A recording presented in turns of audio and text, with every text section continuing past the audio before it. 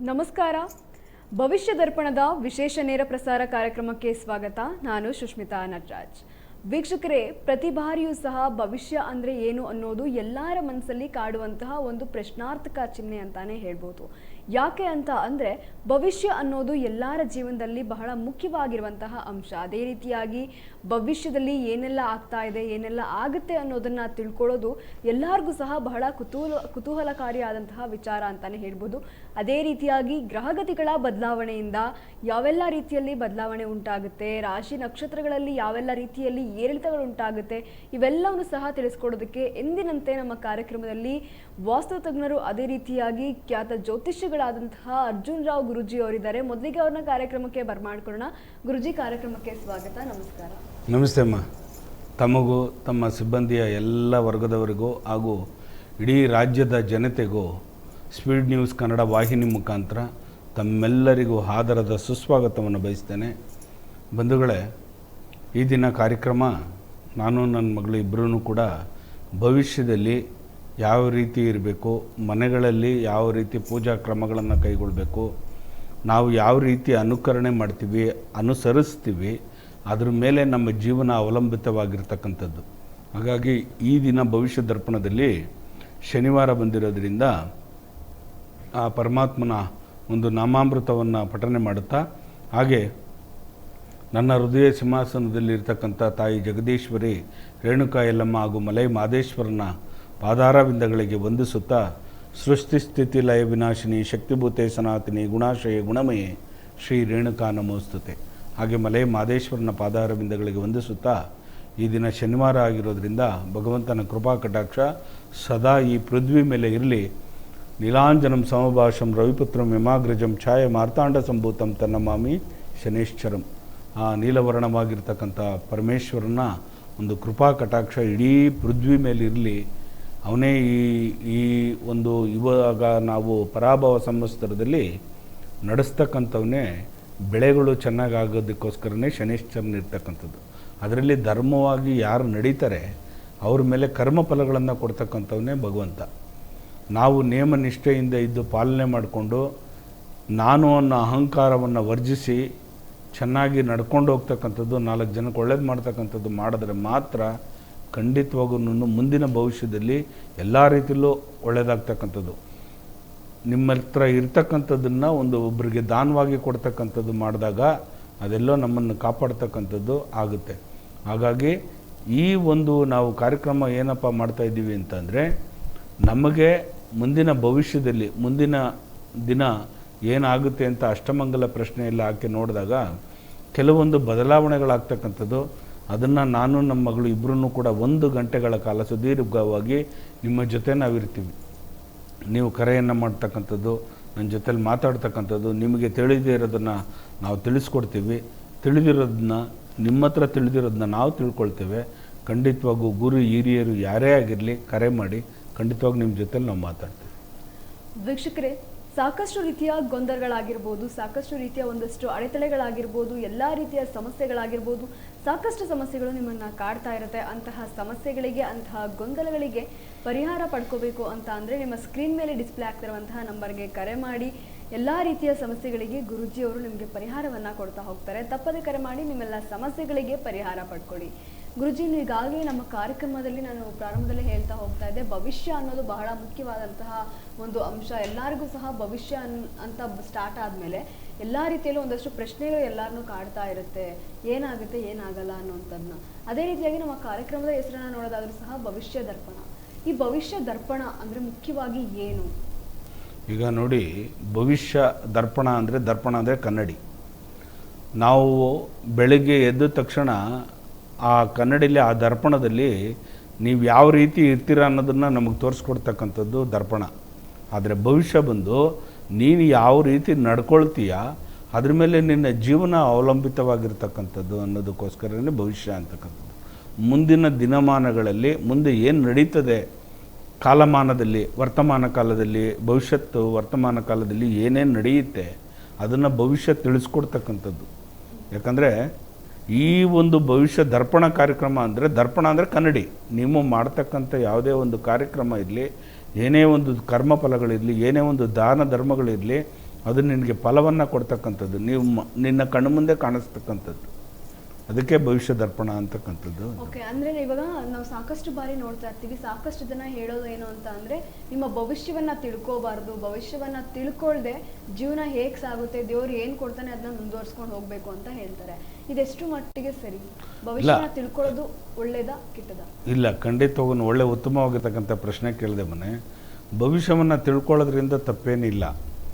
ಕೆಲವ್ರು ಏನು ಮಾಡ್ತಾರೆ ಅಂದರೆ, ಭವಿಷ್ಯ ತಿಳ್ಕೊಂಡ್ರೆ ಅದೇ ಒಂದು ಗುಂಗೇಲಿರ್ತಾರೆ, ಅದೇ ಒಂದು ಮನೋರೋಗ ಇಟ್ಕೊಂಡು ಕೊರಗ್ತಾ ಇರ್ತಕ್ಕಂಥದ್ದು. ಈಗ ಕೆಲವೊಂದು ಅಷ್ಟಮಂಗಲ ಪ್ರಶ್ನೆಯಲ್ಲಿ ಇಂಥ ವರ್ಷದಲ್ಲೇ ಇಂಥ ದಿನವೇ ನಿನಗೆ ಗಂಡಾಂತರ ಬರ್ತದೆ ಅಂತಕ್ಕಂಥದ್ದು ಗೊತ್ತಾಗುತ್ತೆ.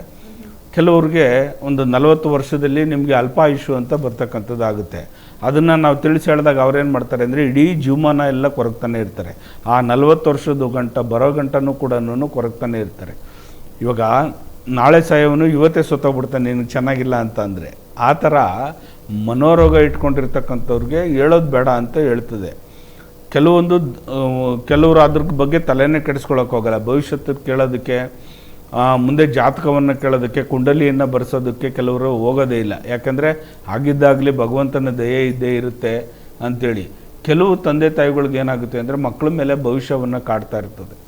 ಆ ಮಕ್ಕಳ ಭವಿಷ್ಯ ಮುಂದಿನ ಜೀವನಮಾನದಲ್ಲಿ ಯಾವ ರೀತಿ ಇರುತ್ತೆ, ಒಳ್ಳೆ ಜ್ಞಾನಿಗಳ ಹತ್ರ ಕುಂತ್ಕೊಂಡು, ಸ್ವಾಮಿಗಳ ಹತ್ರ ಕುಂತ್ಕೊಂಡು ಕುಂಡಲಿಯನ್ನು ರಚನೆ ಮಾಡಿಸೋದು, ಅಲ್ಲಿ ಯಾವ್ಯಾವ ಈ 9 ಗ್ರಹಗಳು ಏನಿದ್ದಾವೆ, ಯಾವ್ಯಾವ ಸ್ಥಾನದಲ್ಲಿದೆ, ಆ ತಿಥಿ ವಾರ ನಕ್ಷತ್ರಗಳಲ್ಲಿ ಜನನ ಆಗಿರ್ತಕ್ಕಂಥವ್ರಿಗೆ ಕುಂಡಲಿಯನ್ನು ರಚನೆ ಮಾಡ್ತಾರೆ.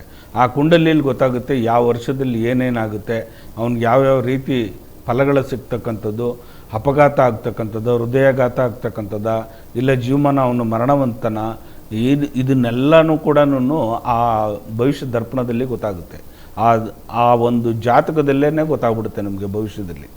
ಅವನು ಯಾವ ನಕ್ಷತ್ರದಲ್ಲಿ ಹುಟ್ಟಿದ್ದಾನೆ, ಯಾವ ಜನನಾಗಿದೆ, ಅವನು ಎಷ್ಟು ವರ್ಷ ಬಾಳಬಲ್ಲ, ಯಾವ ರೀತಿ ಇರಬಲ್ಲ ಅನ್ನೋದನ್ನು ಕೂಡ ಜ್ಯೋತಿಷ್ಯ ಶಾಸ್ತ್ರದಲ್ಲಿ ಖಂಡಿತವಾಗೂ ಗೊತ್ತಾಗುತ್ತೆ. ಯಾಕಂದರೆ ಅದರಲ್ಲಿ ಆಳವಾಗಿ ಇಳಿದಿರ್ತಕ್ಕಂಥವ್ರು ಮಾತ್ರ, ಅಲ್ಲಿ ದೈವಶಕ್ತಿ ಪ್ರೇರಣೆ ಆಗಿದ್ದರೆ ಮಾತ್ರ ನಿಮಗೆ ಅದು ಗೋಚಾರ ಫಲ ಕೊಡ್ತಕ್ಕಂಥದ್ದು. ಸುಮ್ಮನೆ ಪಂಚಾಂಗ ನೋಡಿ, ಸುಮ್ಮನೆ ಏನೋ ಒಂದು ಮೊಬೈಲ್ ನೋಡಿಕೊಂಡು ಮಾತಾಡ್ತಕ್ಕಂಥದ್ದಲ್ಲ.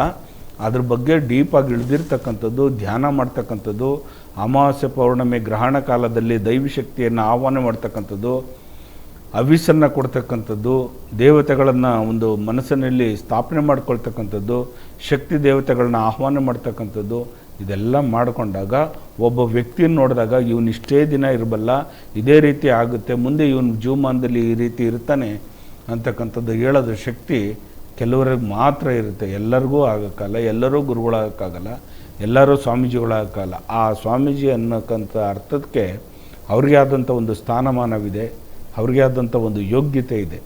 ಆ ಯೋಗ್ಯತೆಗೆ ಅನುಸಾರವಾಗಿ ಅವರು ಕೆಲವೊಂದನ್ನು ಮಾತಾಡ್ತಾರೆ. ಯಾಕಂದರೆ ದೈವಶಕ್ತಿ ಅವ್ರ ಕಣ್ಮುಂದೆ ಬರುತ್ತೆ.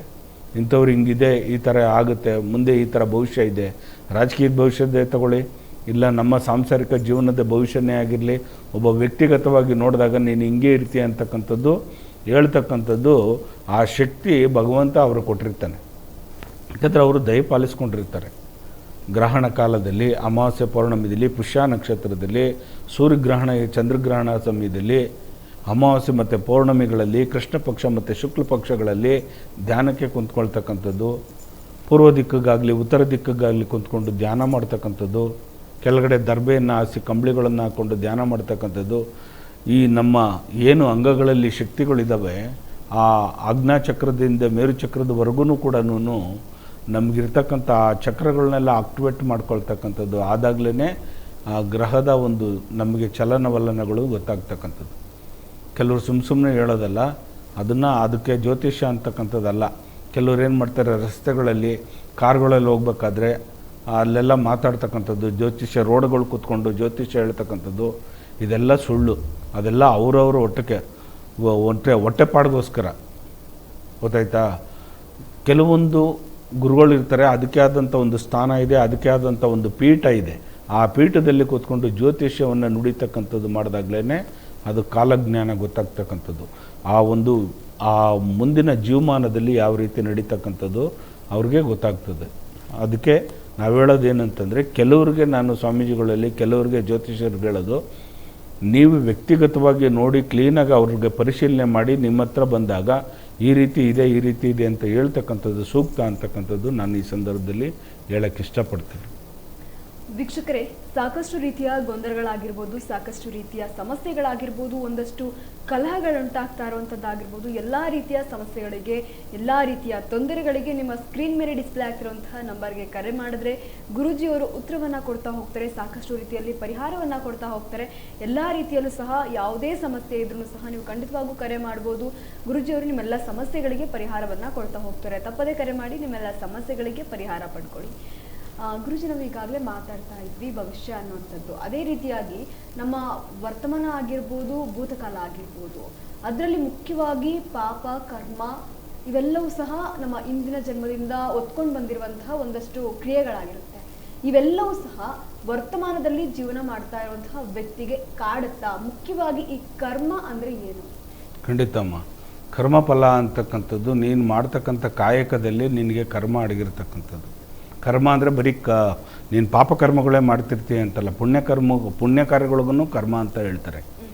ನೀನು ಯಾವುದೇ ರೀತಿಯಾದ ಒಂದು ಕರ್ಮವನ್ನು ಮಾಡಿದಾಗ, ಒಂದು ಉಪಕಾರ ಇರ್ಬೋದು, ಪರೋಪಕಾರ ಇರ್ಬೋದು, ಉಪಕಾರ ಇರ್ಬೋದು, ಯಾವುದೇ ಒಂದು ಅದಕ್ಕೆ ತಕ್ಕಂತೆ ನಿನಗೆ ಫಲವನ್ನು ಕೊಡ್ತಕ್ಕಂಥದ್ದು. ಇನ್ನೊಂದು, ನಾವೇನೇ ಒಂದು ಕೆಲಸವನ್ನು ಮಾಡಬೇಕಾದ್ರೆ ನಾವು ಒಂದು ವಿಜಯ ಸಾಧಿಸೋಕ್ಕೆ ನಾವೇನಾದ್ರು ಹೊರಟಾಗಲೂ ಕೂಡ ನಮ್ಮ ಪಕ್ಕದಲ್ಲಿ ಇರ್ತಕ್ಕಂಥವ್ರಿಗೆ, ಅವ್ರಿಗೆ ಅಷ್ಟಮದಲ್ಲಿ ಶನಿ ಇದ್ದಾಗ, ಸಪ್ತಮದಲ್ಲಿ ಶನಿ ಇದ್ದಾಗ ಆ ಒಂದು ದೋಷವನ್ನು ನಮಗೂ ಕಾಡುತ್ತೆ. ನಾವು ಯಾರ ಜೊತೆಲಿ ಸಂಪರ್ಕ ಮಾಡ್ತೀವಿ, ಯಾರ ಜೊತೆಲಿ ನಾವು ಇಟ್ಕೊತೀವಿ, ಯಾರನ್ನ ನಾವು ಹತ್ರಕ್ಕೆ ಇಟ್ಕೊತೀವಿ, ಅವರಿಂದನೂ ಕೂಡ ನಮಗೆ ಎಫೆಕ್ಟ್ ಆಗ್ತಕ್ಕಂಥದ್ದು. ಕೆಲವೊಂದು ಸಂದರ್ಭದಲ್ಲಿ ನೀವು ಹೇಳ್ತೀರಿ, ನಾನೆಲ್ಲ ದಾನ ಧರ್ಮಗಳನ್ನೇ ಮಾಡ್ತಾಯಿದ್ದೀನಿ ಗುರುಗಳೇ, ಯಾಕೆ ನನಗೆ ಕೈ ಹಿಡಿತಾ ಇಲ್ಲ, ಯಾಕೆ ನನಗೆ ಒಳ್ಳೇದಾಗ್ತಾ ಇಲ್ಲ ಅಂತ ಹೇಳ್ತೀರಿ. ಆದರೆ ನೀವು ಮಾಡ್ತಕ್ಕಂಥ ಕರ್ಮಫಲದಲ್ಲಿ ನಿಷ್ಠೆ ಇರಬೇಕು, ಅಂದರೆ ನೇಮನಿಷ್ಠೆ ಇರಬೇಕು. ಲೋಕಾರೂಢವಾಗಿ ಪ್ರಪಂಚಕ್ಕೆ ಗೊತ್ತಾಗೋ ಥರ ನೀನು ಉಪಕಾರ ಮಾಡೋದಲ್ಲ. ಬಲಗೈಗೆ ಮಾಡಿರ್ತಕ್ಕಂಥ ಉಪಕಾರ ಎಡಗೈಗೆ ಗೊತ್ತಾಗಬಾರ್ದು. ಅದು ನಿಜವಾದ ಒಂದು ದಾನ ಅನ್ನಿಸ್ಕೊಳ್ಳುತ್ತೆ. ಆ ದಾನದ ಪರಿಣಾಮತೆಯಲ್ಲಿ ನೀವು ಆ ಒಂದು ಕೆಲಸವನ್ನು ಮಾಡ್ಕೊಂಡು ಹೋದಾಗ ಖಂಡಿತವಾಗೂ ಅದು ಕೈ ಹಿಡಿಯುತ್ತೆ. ಕೆಲವೊಬ್ರು ಏನು ಮಾಡ್ತಾರೆ ಅಂತಂದರೆ, ಆಡಂಬರದಿಂದ ಜೀವನ ಮಾಡಿಕೊಂಡು ನಾನು ಇದನ್ನು ದಾನ ಧರ್ಮ ಮಾಡಿದೆ, ಇಷ್ಟು ಜನಕ್ಕೆ ಊಟ ಹಾಕಿದೆ, ಇಷ್ಟು ಜನಕ್ಕೆ, ಅದು ದಾನ ಅನ್ನಿಸ್ಕೊಳ್ಳಲ್ಲ, ಅದು ಸ್ವಾರ್ಥ ಅನ್ನಿಸ್ಕೊಳ್ಳುತ್ತೆ. ಆದರೆ ನೀನು ದಾನವನ್ನು ಮಾಡಿದಾಗ ಇನ್ನೊಬ್ಬರಿಗೆ, ಪರರಿಗೆ ಗೊತ್ತಾಗಬಾರ್ದು ಇಂಥವ್ರೆಂತ. ಕೆಲವ್ರು ಏನು ಮಾಡ್ತಾರೆ, ದೇವಾಲಯಗಳಲ್ಲಿ ದಾನಗಳನ್ನು ಮಾಡಿಕೊಂಡು ದೊಡ್ಡದಾಗಿ ಅವ್ರ ಹೆಸರುಗಳನ್ನು ಹಾಕಿರ್ತಾರೆ. ಒಂದು ಲೈಟಿಂಗ್ಸೇ ಆಗಿರಲಿ, ಒಂದು ಡೋರೇ ಆಗಿರಲಿ, ಒಂದೇನೇ ಆಗಿರಲಿ, ಶ್ರೀಮತಿ ಇಂಥವ್ರು ಆ ದಾನಿಗಳು ಅಂತ. ದಯವಿಟ್ಟು ಹಂಗೆ ಹಾಕಿಸ್ಬೇಡಿ. ಯಾಕಂದರೆ ನಿಮ್ಮ ಹೆಸರು ಅಲ್ಲಿ ಸೂಚಿಸಿದಾಗ ಅಲ್ಲಿಗೆ ನೀವು ದಾನ ಮಾಡಿರೋದು ವೇಸ್ಟ್ ಆಗಿಬಿಡುತ್ತದೆ. ನೀವೇನೇ ಉಪಕಾರ ಮಾಡಿದರೂ ಕೂಡ ಅಲ್ಲಿಗೆ ನೀರಿನಲ್ಲಿ ಹೋಮ ಮಾಡ್ದಂಗೆ ಆಗ್ಬಿಡ್ತದೆ. ಯಾವುದೇ ಕಾರಣಕ್ಕಾಗಲಿ ನಿಮ್ಮ ಹೆಸರುಗಳು ಅಲ್ಲಿಗೆ ಗೊತ್ತಾಗಬಾರ್ದು. ನೀನೇನೇ ಧರ್ಮ ಮಾಡಿದ್ರು, ಏನೇ ದಾನ ಧರ್ಮಗಳು ಮಾಡಿದರೂ ಕೂಡ ನಿಮ್ಮ ಹೆಸರು ಅಲ್ಲಿ ಗೊತ್ತಾಗಬಾರ್ದು. ಅಲ್ಲಿ ಬರ್ಸೋದಾಗಲಿ, ಕಲ್ಲಿನಲ್ಲಿ ಕೆತ್ತಿಸೋದೇ ಆಗಲಿ, ಬೋರ್ಡಲ್ಲಿ ಮಾಡೋದೇ ಆಗಲಿ, ಅದನ್ನು ದಾನ ಅನ್ನಿಸ್ಕೊಳ್ಳಲ್ಲ. ಯಾವತ್ತೂ ದಾನ ಬಂದು ಬಲಗೈಗೆ ಮಾಡಿರ್ತಕ್ಕಂಥ ದಾನ ಎಡಗೈಗೆ ಗೊತ್ತಾಗಬಾರ್ದು. ಇಲ್ಲಿಂದ ಇಲ್ಲಿಗೆ ಬರೋಷ್ಟೊಳಗೆ ಈ ಮನಸ್ಸು ಏನು ಚಂಚಲತೆ ಆಗುತ್ತೋ ಗೊತ್ತಿಲ್ಲ, ಅದು ಚೇಂಜಸ್ ಆಗಿಬಿಡುತ್ತೆ.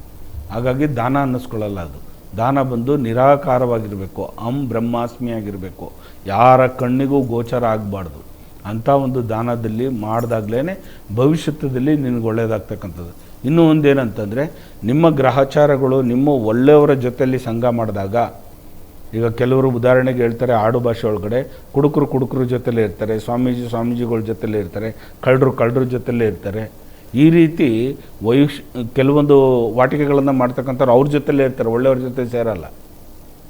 ಆ ರೀತಿ ಧರ್ಮವಾಗಿರ್ತಕ್ಕಂಥವ್ರಿಗೆ, ಧರ್ಮದಲ್ಲಿ ಇರ್ತಕ್ಕಂಥವ್ರಿಗೆ ಜೊತೆ ಆದಾಗ ಅದು ಅವ್ರಿಗೆ ಯಶಸ್ಸು ಕೊಡುತ್ತೆ, ಕೀರ್ತಿ ಕೊಡುತ್ತೆ. ಈ ಧರ್ಮ ಪ್ರಚಾರಕರಲ್ಲಿ ಇರ್ತಕ್ಕಂಥವ್ರು ಯಾರು ಒಬ್ಬರು ಅಲ್ಲಿ ಕಿಡಿಗೇಡಿಗಳು ಒಬ್ಬರು ಸೇರಿಕೊಂಡ್ರು ಕೂಡ ಆ ಇಡೀ ಕುಟುಂಬನೇ ತುಂಬ ತೊಂದರೆ ಆಗುತ್ತೆ. ಒಳ್ಳೇದು ಮಾಡೋಕ್ಕೂ ಅಲ್ಲಿ ದಾರಿ ಸಿಗ್ತಾ ಇರಲ್ಲ. ಹಾಗಾಗಿ ಕೂಲಂಕುಷವಾಗಿ ನೋಡಿಕೊಂಡು ನಮ್ಮ ಜೊತೆಲಿ ಯಾರು ಇರ್ತಾರೆ, ನಮ್ಮ ಕುಟುಂಬದಲ್ಲಿ ಯಾರಿರ್ತಾರೆ, ಅದನ್ನು ನೋಡ್ಕೊಂಡು ಪರಿಶೀಲನೆ ಮಾಡ್ಕೊಂಡು ನಾವು ಮುಂದಕ್ಕೆ ನಡೆದಾಗ ಖಂಡಿತ ಭವಿಷ್ಯತ್ತಿನಲ್ಲಿ ತುಂಬ ಒಳ್ಳೆ ಉಜ್ವಲವಾದ ಭವಿಷ್ಯ ಇರುತ್ತೆ. ಕೆಲವರು ಏನು ಮಾಡ್ತಾರೆ, ಗುರುಗಳೇ ನಾನು ಎಷ್ಟು ಮಾಡ್ತಾಯಿದ್ದೀನಿ ಗೊತ್ತಾ, ಎಷ್ಟು ದೇವಾಲಯಗಳು ಸುತ್ತಾ ಇದ್ದೀನಿ ಗೊತ್ತಾ, ಏನೆಲ್ಲ ಮಾಡ್ತಾಯಿದ್ದೀನಿ, ನನಗೆ ಅಭಿವೃದ್ಧಿನೇ ಆಗ್ತಾಯಿಲ್ಲ, ಏನು ಮಾಡಲಿ ನಾನು ಅಂತ ಕೈ ಕಟ್ಕೊಂಡು ಸುಮ್ಮನೆ ಕೂತಿರ್ತಾರೆ. ಎಲ್ಲೋ ಒಂದು ಜಾಗದಲ್ಲಿ ನಿಮ್ಮಲ್ಲಿ ಗೊತ್ತಿರದಿರ್ತಕ್ಕಂಥ ಒಂದು ತಪ್ಪು ನಡೀತಾ ಇರುತ್ತೆ. ಅದನ್ನು ಸರಿಪಡಿಸ್ಕೊಳ್ಳಿ, ಆವಾಗ ಮುಂದೆ ನಿಮಗೆ ದಾರಿ ಸಿಗುತ್ತೆ. ಕೆಲವ್ರಿಗೆ ಯಾರಿಗಾರು ಒಬ್ರಿಗೆ ಬೈದಿರ್ತೀರಿ, ಕೆಲವ್ರಿಗೆ ಯಾರಿಗಾರು ನೋಯಿಸಿರ್ತೀರಿ, ಕೆಲವ್ರಿಗೆ ದುಡ್ಡಿದ್ರೂ ಕೂಡ ದಾನ ಮಾಡಿರಲ್ಲ ಆ ಸಂದರ್ಭದಲ್ಲಿ, ಕೆಲವ್ರಿಗೆ ದೇವಾಲಯಗಳಿಗೆ ನೀವೇನಾದರೂ ದೇಹಿ ಅಂತ ಬಂದವ್ರಿಗೆ ದುಡ್ಡನ್ನೇ ಕೊಟ್ಟಿರಲ್ಲ, ಕೆಲವ್ರಿಗೆ ಏನಾದರೂ ಒಂದು ಕಷ್ಟ ಅಂತ ಬಂದಿರೋರಿಗೆ ಅವ್ರು ಸಹಾಯನೇ ಮಾಡಿರಲ್ಲ, ಅವ್ರಿಗೆ ಮನ ನೋಯಿಸಿರ್ತೀರಿ, ಅವ್ರು ಶಾಪ ಹಾಕಿರ್ತಾರೆ, ಆ ಶಾಪವನ್ನು ತಟ್ಟುತ್ತೆ. ಇಂದಿನ ಜನ್ಮದಲ್ಲಿ ಮಾಡಿರ್ತಕ್ಕಂಥ ಕರ್ಮಫಲ ಈ ಜನ್ಮದಲ್ಲಿ ಬರ್ತದೆ ಅಂತಲ್ಲ. ಈಗ ಕಲಿಯುಗ ಬಂದು ನಾವು ಏನು ಮಾಡಿರ್ತೀವಿ ಆ ಕರ್ಮದ ಫಲ ಇವತ್ತೇ ನಾವು ಅನುಭವಿಸ್ಬೇಕು ಅಂಥ ಒಂದು ಕಲಿಯುಗ ಇದು. ನೀನು ಮಾಡಿರ್ತಕ್ಕಂಥದ್ದು ನಿನ್ನ ಮಕ್ಕಳಿಗೆ ಅಂತ ಇತ್ತು, ಹಂಗಲ್ಲ. ನೀನು ಮಾಡಿದ ಕರ್ಮ ನೀನೇ ಅನುಭವಿಸ್ಬೇಕು ಹೋಗೋಷ್ಟೊಳಗೆ, ನೀನು ಅಂತಿಮವಾಗಿ ಯಾತ್ರೆ ಮಾಡೋಷ್ಟೊಳಗೆ. ಅಂಥ ಒಂದು ಕಾಲ ಇದು. ಹಾಗಾಗಿ ನಾನು ಕೆಲವರಲ್ಲಿ ಬೇಡ್ಕೊಳ್ಳೋದೇನು ಗೊತ್ತಾ, ನೀವು ಮಾಡ್ತಕ್ಕಂಥ ಕಾಯಕ ಇದೆಯಲ್ಲ, ದೇವರಿಗೆ ಮನ ಮೆಚ್ಚಿರೋ ಥರ ಇರಲಿ, ಅದು ಚಿಕ್ಕದೇ ಆಗಿರಲಿ, ಆ ದೈವ ಶಕ್ತಿಗೆ ಮೆಚ್ಚೋ ಥರ ಕೆಲಸ ಆಗಿರಬೇಕು. ಆವಾಗಲೇ ನಿಮಗೆ ಮುಂದಿನ ದಿನಮಾನಗಳಲ್ಲಿ ನೀವು ಚೆನ್ನಾಗಿರ್ತೀರಿ. ನೀವೇನು ಸಂಪಾದನೆ ಮಾಡಿ ಮಡಗಿರ್ತೀರಿ ಅದೆಲ್ಲನೂ ಕೂಡ ನಿಮ್ಮ ಮಕ್ಕಳಿಗೆ, ನಿಮ್ಮ ವಂಶಾಭಿವೃದ್ಧಿಗಲ್ಲ, ಅದರಲ್ಲಿ 10 ಭಾಗ ಆಗಲಿ ಪರರಿಗೆ ಉಪಕಾರವನ್ನು ಮಾಡ್ತಕ್ಕಂಥದ್ದು ಮಾಡಿದಾಗಲೇ ನಿಮಗೆ ಆ ಭವಿಷ್ಯದಲ್ಲಿ ಮುಂದಿನ ಜೀವನ ತುಂಬ ಚೆನ್ನಾಗಿರ್ತಕ್ಕಂಥದ್ದು. ಹಾಗಾಗಿ ಇಟ್ಟಿದ್ದರಲ್ಲಿ ಸ್ವಲ್ಪನ ದಾನ ಕೊಡ್ತಕ್ಕಂಥದ್ದು ಮಾಡಿ, ಖಂಡಿತ ಒಳ್ಳೆಯದಾಗುತ್ತೆ ನಿಮಗೆ.